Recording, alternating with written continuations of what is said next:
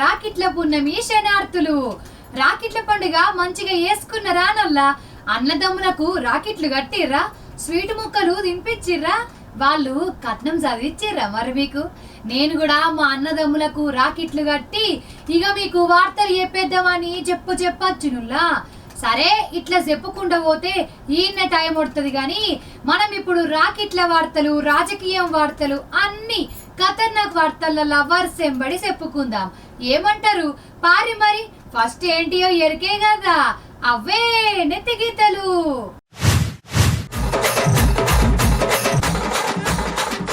ఊరువాడ రాఖీ పున్నమి సంబరాలు.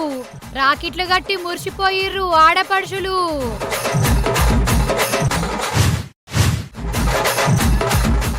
ఏడ చూడు జనాలే జనాలు, కిటకిటలాడినై రైళ్లు బస్సులు.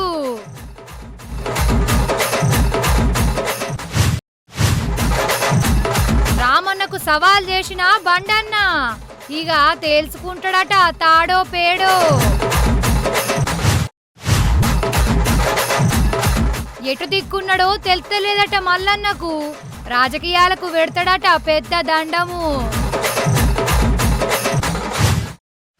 అన్నా శ్రేణుల నడుమ ఎన్ని లొల్లులు, జౌడాలు, అలుగుడు గులుగుడున్నా రాకిట్ల పండుగ నాడు మాత్రం అన్ని మర్చిపోయి కలిసిమెలిసి ఉండాలి. మన ఆడపడుచులు రాకిట్లు కట్టి తోడబుట్టినోళ్ళ మీద పాయిరంజు ఇంచుకుంటారు.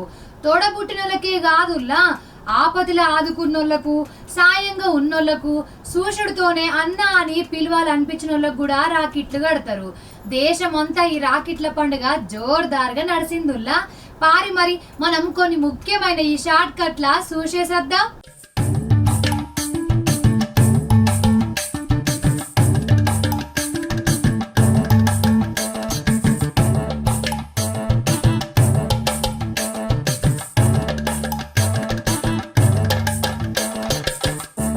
మనం అందరం మంచిగా రాఖీ పున్నమి వేసుకున్నాం కదా. పొద్దుగాలనే అన్నదమ్ముల కాడికి పోయి రాకిట్లు కట్టి వాళ్ళ దీవెనార్తులు తీసుకున్నారు కదా అందరూ. ఇక ఇప్పుడు రాజకీయం లీడర్ల కాడికి పోదాం. ఫస్ట్ మన సీఎం సార్కి వెళ్ళి స్టార్ట్ చేద్దాముల్లా. మన మహిళా మంత్రులు రేవంత్ అన్న ఇంటికొచ్చి రాఖీ కట్టిండ్రు. ఆగో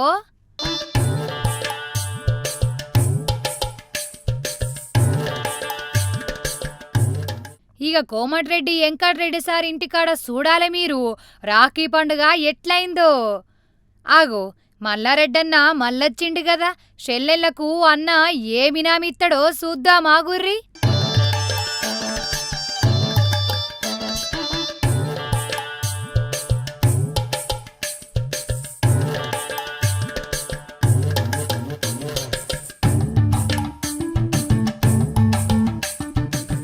ఇక ఇట్లా ఒక్కొక్కరిని చెప్పుడు కాదు గాని రాజకీయం లీడర్లు, సెలబ్రిటీల పండుగ ముచ్చట వరుసెంబడి చూడుర్రి.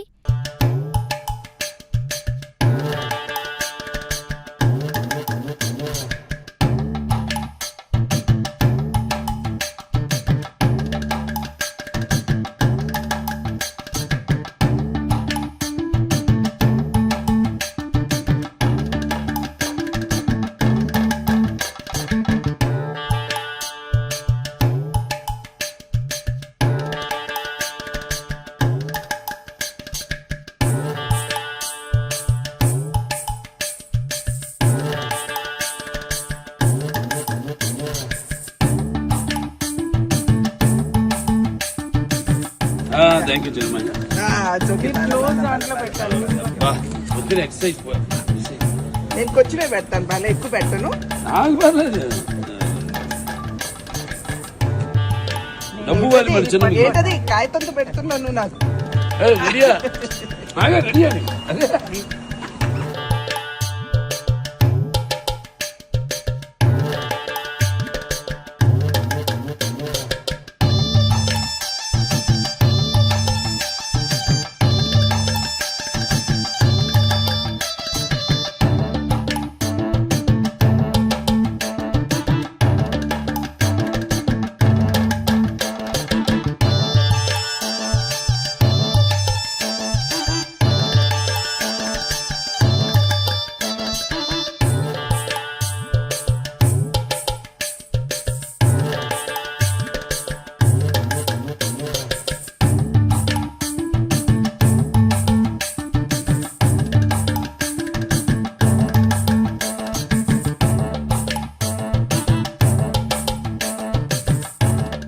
దినాం రికాం లేకుండా మీటింగులు, స్పీచులు, ఆర్డర్లు, ఓపెనింగ్లతోని ఉండే లీడర్లు ఇయాల మాత్రం షెల్లెన్లతోని, అక్క షెల్లెళ్లతోని మనస్తృప్తిగా గడిపిర్రోల్లా.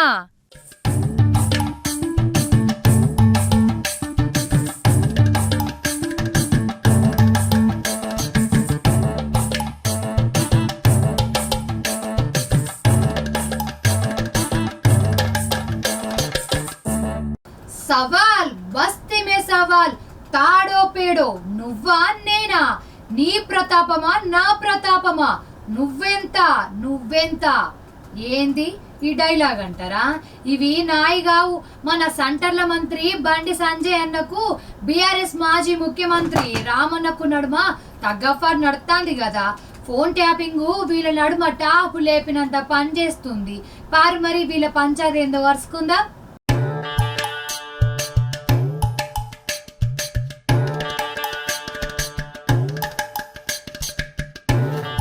ఫోన్ ట్యాపింగ్ కేసు ఇప్పుడు సవాళ్ళ కాడికి వచ్చిందిగా. అటు తిరిగి ఇటు తిరిగి బండి సంజయ్ అన్న, కేటీఆర్ అన్న నడుమ పరువు నష్ట దావాలు దేవుని మీద ఓట్లేదాకా పోయింది. అయితే ఫోన్ల ట్యాపింగ్ ఎంక్వైరీకి పోయొచ్చినాక రామన్న మీద, కేసీఆర్ సార్ మీద బండన్న గరవే కదా.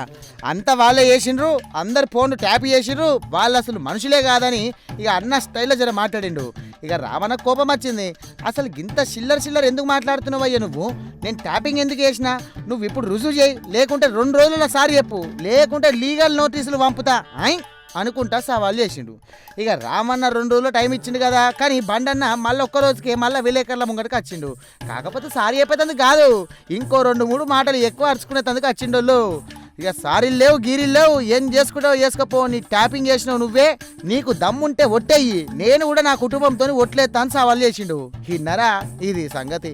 తగ్గేదేలేదు అంటుండు కదా మన బండి సంజయ్ అన్న. ఇక రామన్న ఛాలెంజ్ చేసి 24 గంటలు కూడా గడిచింది. బండనేమో సారీ చెప్పా అంటాడు. మరి ఇంకో 24 గంటలల్లో చూసి రామన్న ఏం చేస్తాడు? లీగల్ నోటీసులు ఇస్తాడా? మరి ఏం చేస్తాడో చూడవలసి ఉన్నది. కానీ చూడు, ఫోన్ ట్యాపింగ్ కేసు ఎటు నుంచి ఎటు తిరుగుతున్నదో.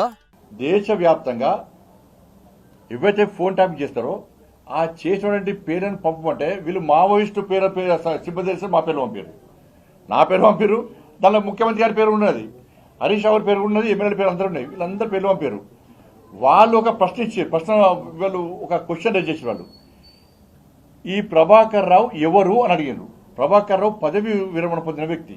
కానీ రాష్ట్ర ప్రభుత్వం అప్పటి ప్రభుత్వం ఏం చేసింది? ప్రభాకర్ రావు ఐజీ అని పంపింది. అంటే కేంద్ర హోంశాఖను తప్పుదారి పట్టించింది. ఐజీ అని పంపింది. ఒకటి, కేంద్ర హోంశాఖ ఆదేశాలు ఏం జారీ చేసింది? దేశవ్యాప్తంగా ఎవరైతే మావోయిస్టులు కానీ టెర్రరిస్టులు కానీ ఫోన్ ట్యాపింగ్ చేస్తే వాటిని ప్రతి సంవత్సరము జనవరి, జూలై నెలలో వాటిని డిలీట్ చేయాలి, ఆ డాక్యుమెంట్స్ మొత్తం ధ్వంసం చేయాలి. ఇది కేంద్ర ప్రభుత్వ నిబంధన. కానీ కేసీఆర్ ప్రభుత్వం 5 సంవత్సరాలు చేయలే. ఈ ప్రభాకర్ అనే వ్యక్తి ఏం చేసిండు? మొన్న ఎన్నికల తర్వాత ఇక ప్రభుత్వం రాదు అని తెలుసుకున్న తర్వాత నవంబర్లో చేసిండు. నవంబర్లో చేయరాదు. కేంద్ర ప్రభుత్వ ఆదేశాలు ఏంటి? జనవరి, జూలై నెలలో అటు చేయాలి. కానీ ప్రభాకర్ రావు ఏం చేసిండు? నవంబర్లో చేసిండు. ఇది కేంద్ర ప్రభుత్వం హోంశాఖ నిబంధనలకు పూర్తి విరుద్ధం. అందుకే సిబిఐ విచారణ జరపాలంటున్నాం.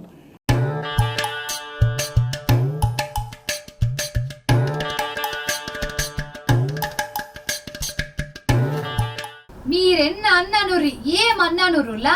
దిల్దార్ మనిషి అంటే మల్లారెడ్డి సారేనోల్లా. మనిషి అడింగా మాట్లాడతాడు గాని కడుపులో ఏం దాసుకోడు. ఏమన్నా అడుగుతే సార్ కయ్య కక్కేస్తాడులా. అందుకే మల్లారెడ్డి సార్ అన్నకు ఫ్యాన్స్ ఎక్కువ, సోషల్ మీడియాలో ఫాలోయింగ్ అంతకంటే ఎక్కువ.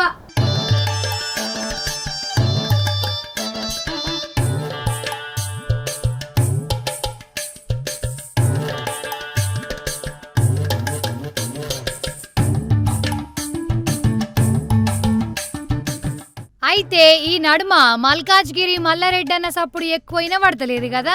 బీఆర్ఎస్ అధికారంలో ఉన్నప్పుడైతే మల్లారెడ్డి అన్న పతారనే అలాగుండే. టీవీలల్లో, పేపర్లల్లో, సోషల్ మీడియాల మల్లారెడ్డి ముచ్చట్లే బాగా వినబడేటి. కానీ ఈ నడుమ సల్లబడ్డట్టే కొడుతుంది కదా. మరెందుకు సల్లబడ్డాడు కావచ్చు? అడుగుదాం మల్లారెడ్డి సార్ని. ఓ మల్లారెడ్డి అన్న, అసలు ఏమైంది నీకు? నువ్వు ఎటు దిక్కున్నావు? ఏ రాజకీయం పార్టీ దిక్కు హిమ్మతిస్తున్నావు? రాజకీయంగా బీజేపీ వైపా, తెలుగుదేశం వైపా, లేక టీఆర్ఎస్ వైపా కాదు. నేను ఇప్పుడు టీఆర్ఎస్లో ఉన్నా. నేను ఇప్పుడు ఏ వైపు చూసేటట్టు కూడా లేను. ఇప్పుడు నాకు కూడా 73 సంవత్సరాలు అయింది. ఇంకా ఏ వైపు చూడవలసిన అవసరం ఏముంది? ఇప్పుడు నేను ఎంపీ అయినా, మినిస్టర్ అయినా, మళ్ళీ ఇప్పుడు ఎమ్మెల్యే అయినా, ఇంకా 3 ఏళ్ళు ఉంటా. నేను రాజకీయమే వద్దనుకుంటున్నా. ప్రజలకు సేవ చేసి మంచి కాలేజీలు, యూనివర్సిటీలు నడిపిస్తామని అనుకుంటున్నా. ఆగనట ఎటు దిక్కున్నాడో అది లెక్కనే కాదట. 73 ఏళ్ళు వచ్చినాయి కాబట్టి ఇంకో 3 ఏళ్ళు కూడా నట గిట్లనే టీఆర్ఎస్ లో ఉంటాడట. మరి 3 ఏళ్ల తర్వాత ఎట్లనే అని అడిగితే, ఎందుకంటే భగవంతుడు మా పిల్లలను అందరినీ మంచిగా చూస్తున్నాడు, మంచిగా ఇచ్చాడు అందరికీ. మనం కూడా ప్రజలకు రిటర్న్ సేవ చేయాలి కదా. ఇప్పుడు నాది ఒకటి నా అన్నీ కూడా భగవంతుడు అనుకున్న దానికంటే అన్ని ఇచ్చిండు. నేను ప్రజలకు సేవ చేయాలి, అక్కడ మంచి ఇంజనీర్లను, డాక్టర్లను తయారు చేయాలి. రెండే ఎంచుకున్నా పర్ఫెక్ట్గా పోతుంది. ఇంకా ముందు కూడా భారతదేశం అంతా కూడా డీమ్డ్ యూనివర్సిటీలు పెట్టాలనుకుంటున్నా. ఇప్పుడు నోయిడాలో ఒకటి ఫైనల్ అయిపోయింది డీమ్డ్ యూనివర్సిటీ.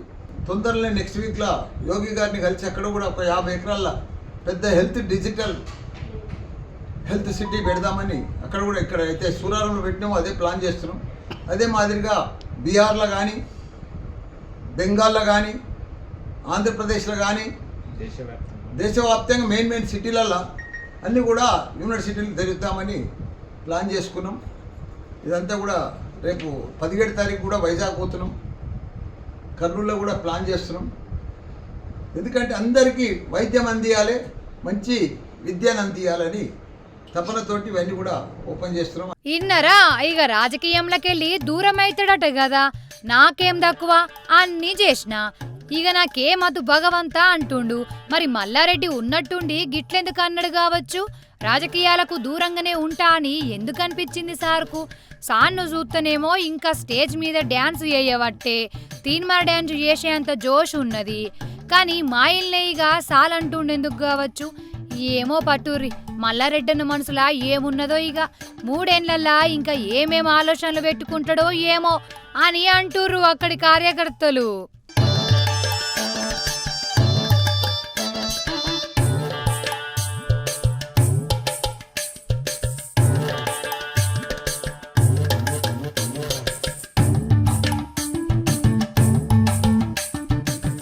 ఆకలైతే ఇంట్లో అన్నం తింటాం, ఇంట్లో తినబుద్ధి కాకుంటే గిట్లా అప్పుడప్పుడు హోటళ్లకు పోతాం. హోటల్లో కూడా తినాలంటేనే పైసలు ఉంటే సార్, పైసనే పరమాత్మ కదా. కానీ ఢిల్లీలో ఒక హోటల్ ఉన్నది.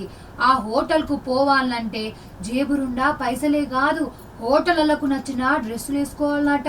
అవు అట్లయితేనే లోపలికి రానిస్తారట. గదేం కథ మరి ఒక్కపారు చూడుర్రి.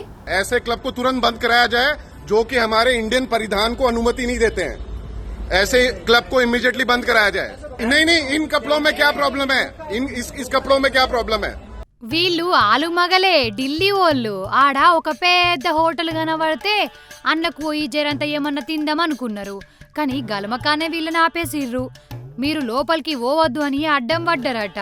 మేమేం పాపం చేతేమి, మాకడ పైసలున్నాయంటే మీరు గిట్ల నిండుగా బట్టలేసుకొని రావద్దు, ఇదంతా ఫ్యాషన్ హోటలు అని ఫారిన్ వాళ్ళ లెక్క బట్టలు వేసుకునేటోళ్ళకే ఇళ్లకు పోనిస్తామని గిట్ల నిండుగా వచ్చినోళ్లకు నో ఎంట్రీ అని దబాయించిండ్రట. ఇగో ये देखिए, कपड़े देखिए आप, ये कपड़े क्या खराब है क्या? ये इंडियन पहनना क्या हमारे संस्कृति के खिलाफ है क्या? मतलब इनको क्या चाहिए? ये बोल रहे हैं कि इनको इन्फ्लुएंसर चाहिए, यहाँ पे नंगी लड़कियां चाहिए, नंगा नाच चाहिए, टांग दिखाने वाला चाहिए. ये कपड़े खराब है.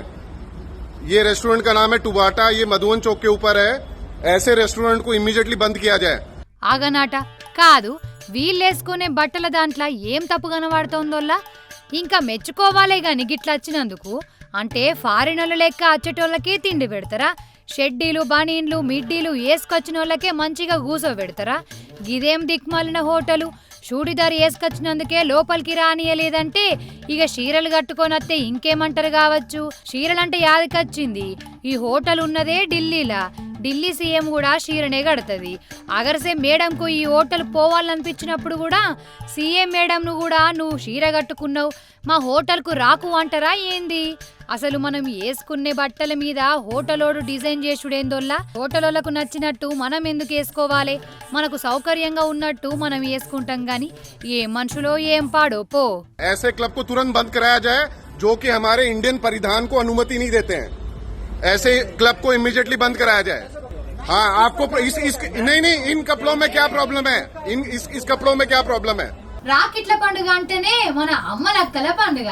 6 100 116 ఆఖరికి పెన్మిడితోని జవడం పెట్టుకోనైనా ఆఫీసుల పంచాది పెట్టుకోనైనా గాని అన్నదమ్ముల కాడికి పోతారు.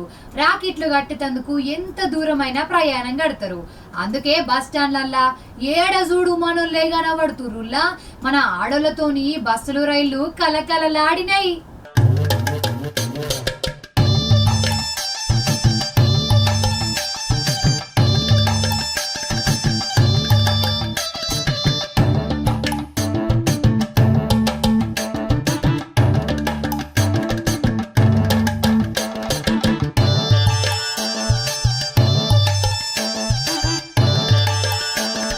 అగ చూడు జత్ర, మన ఆడవరుసలో జత్ర.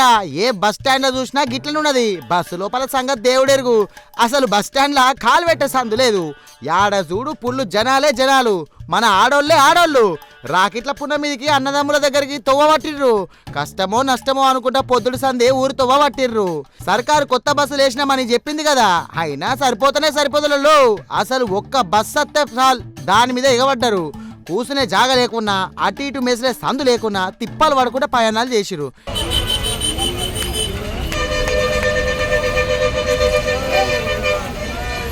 కానీ చూడు, తోడబుట్టినోళ్ళ కోసము ఎంత తనలాడుకుంటూ పోతుర్రో. బస్సుల యాళ్లకు దొరకకున్నా అక్కలు ఆర్టీసీల మీద అలిగినట్టే వేసిర్రు. అగో ఇక ఇంకొక దిక్కు రైలు స్టేషన్లలో కూడా గిదే కథ. ఏ రైలు చూసినా ఏ బండి చూసినా జనంతో నిండిపోయింది. ఒక్కరోజు కోసం ఎంత దూరమైన పోతాము, ఎట్లనన్నా పోతాం అన్నట్టే ప్రయాణం చేసిర్రు మన అక్కలు. ఈ రాకెట్ల పున్నంకి ఆర్టీసీకి ఫుల్ ఆమ్దాని వచ్చిందని అంటాన్రు. ఆ ఆమ్దాని వచ్చిందా బరాబరే, కానీ ఎక్కిన మహాలక్ష్మిని కూడా మంచిగా తక్లీఫ్ కాకుండా ఇంకా జర్రని ఎక్కువ బస్సులు ఎత్తే అయిపోవని అంటాన్రు పబ్లిక్.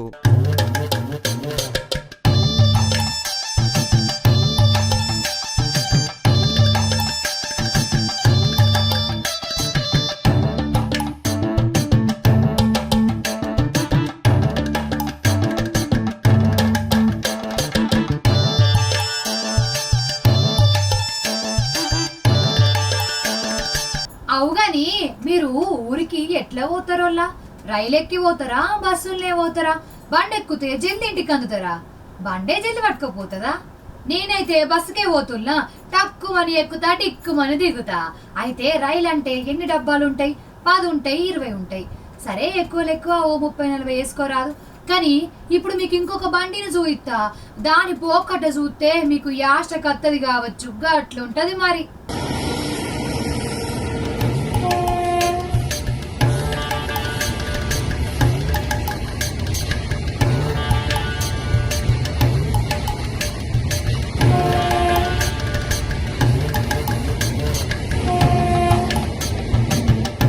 చిక్కు బండే వస్తుంది, పక్కకు జరగండ్రి, ఆగినాక ఎక్కండ్రి.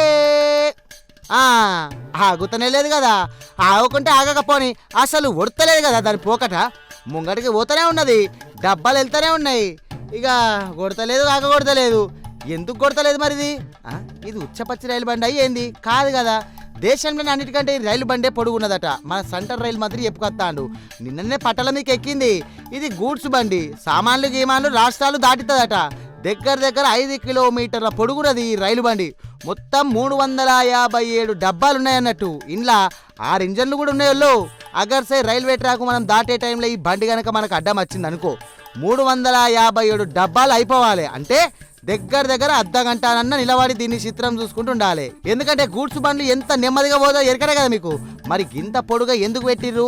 ఇట్లా ఎత్తే ఏమత్తదని అనిపించచ్చు. అయితే 6 గూడ్స్ బండ్లను నడిపిస్తే 6 డ్రైవర్లు కావాలి, వాళ్ళకు జీతాలు ఇవ్వాలి. గందుకే ఇక మందిని తక్కువ చేసేందుకు ఈ ఇంజన్లను కూడా కలిపేసి 6 బండ్లను ఒక్క బండి లెక్క మార్చేరిట్రా. అసలు ఏమన్నా ఉపాయమా రైల్వే శాఖ వాళ్ళది? అంటే పని చేసే మందిని తగ్గించేందుకు రైలు బండినే పొడిగిచ్చారు అన్నట్టు. మరి డబ్బాలు పెంచుడేందో, జనాలెక్కే రైళ్లకు పెంచితే ఏమైతుంది సారు? సీట్లు దొరకక జాగలు లేక జనం గోస పడతాండ్రు. వీటి సంగతి చూస్తే అయిపోతుంది కదా అంటుర్రు ప్యాసింజర్లు.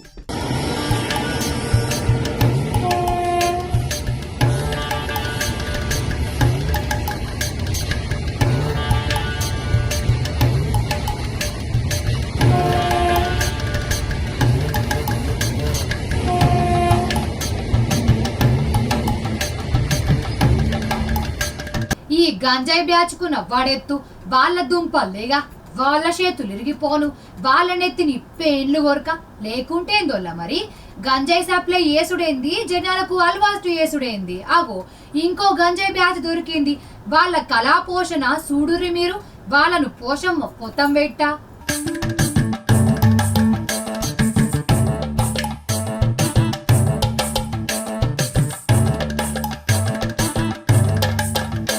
నిజం చెప్తున్నా, హైదరాబాద్లో ఏం కావాలన్నా దొరుకుతుందోల్లా. డ్రగ్స్ అంటే డ్రగ్స్, గంజాయి అంటే గంజాయి, గుడుంబ కావాలంటే గుడుంబ. ఇట్లా చెడిపోవడానికి ఏది కావాలంటే అది కళ్ళు మూసి తెరిచే అంతల్నే చేతులు పెట్టే మునగాళ్ళున్నారు. సూత్తలేమా పట్నంలో డ్రగ్స్ దందా ఎట్లా నడుతాందో. నిన్నటికి నిన్న కూడా దొరికిర్రు. ఇక డ్రగ్స్ అంటే బాగా పైసలు గలోళ్ళు తీసుకుంటారు, పైసలు బగ్గ కావాలి. మరి పైసలు లేనోళ్లను ఉత్తగెందుకు ఇడిచిపెట్టాలి అని అనుకున్నారో ఏమో ఈ కంతిరిగాళ్ళు. వాళ్లకు గంజాయి సప్లై చేస్తాండ్రోల్లా. ధూల్పేట ధనరాజ్ అనేటోడు గిర్ర గిర్ర తిరుగుతాడు. వాణ్ణి పోలీసులు దొరకబట్టి చెక్కింగులు చేస్తే దగ్గర 2000 కిలోల గంజాయి బయటపడ్డది.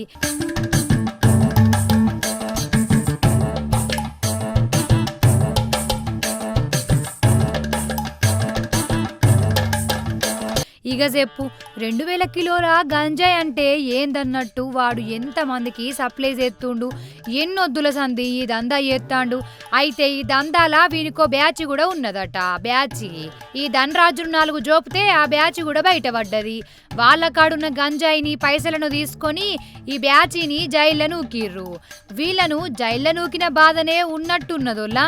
ఎందుకంటే ఈ నడుమ గంజాయి గాళ్ళు, డ్రగ్స్ గాళ్ళు జైలుకు పోయి అక్కడి ఖైదీలకు కూడా అలవాటు చేస్తాండ్రట.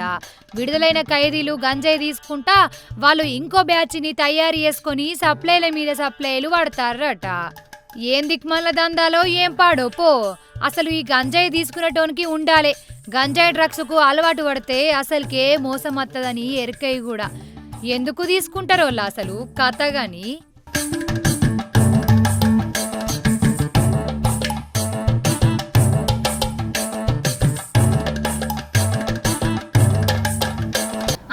వార్తలు చూసిర్రు కదా, ఇంకా మీతోని ముచ్చట పెట్టబుద్ధి అవుతుంది గాని ఇక అర్ధగంట మా ఇల్లే ఒడిసిపోయే.